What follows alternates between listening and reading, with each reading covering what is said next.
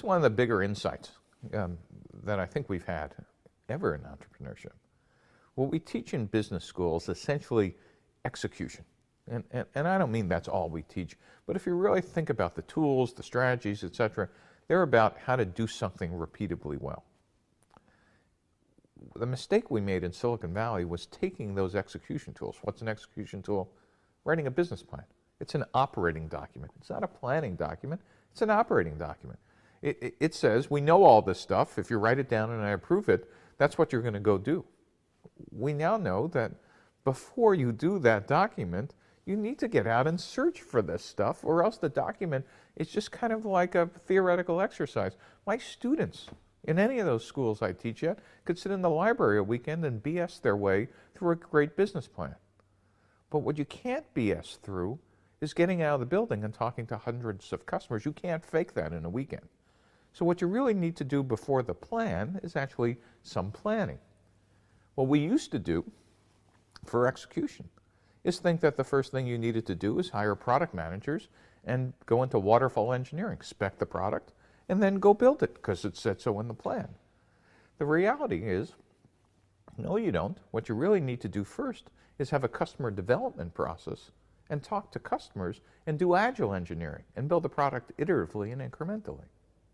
Is we used to say, let's go hire people and build an org chart. I'm going to hire a head of sales and a head of marketing, head of biz dev. Why?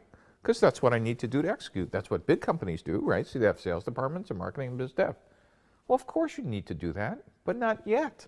And that's really a great mistake, because if you think about it, you staff an entire sales force, and yet you don't have the strategy in place. Yet you've got this huge burn rate, or you hire marketing and you're running marketing campaigns or AdWords campaigns, and you have no idea why it is you're doing that, other than you had a plan that said that. What we're really suggesting is before you hire all those people, you want a customer development team driven by the founders.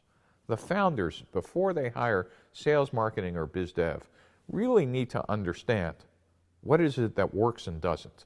And when they do understand what works and why, that's the gate that says, yes, now you could hire sales, marketing, and biz dev. You know, I just had, I was teaching in Columbia in New York, and Fred Wilson, Union Square Ventures, one of the VCs I love on the East Coast, came in the class, and he got asked almost that exact same question as, gee, you know, how many times do you expect us to pivot when you know, after you funded us?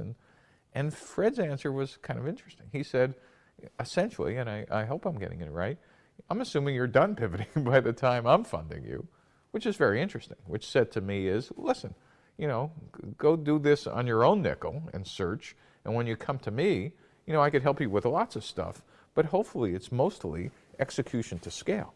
And so what I think it just reminds me is there are different venture capitalists that are happy to deal with different parts of the process.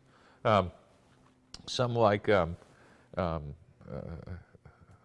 500 Startups guys, Dave McClure, you know, happy to fund you very early on, and you're going to be learning as you go.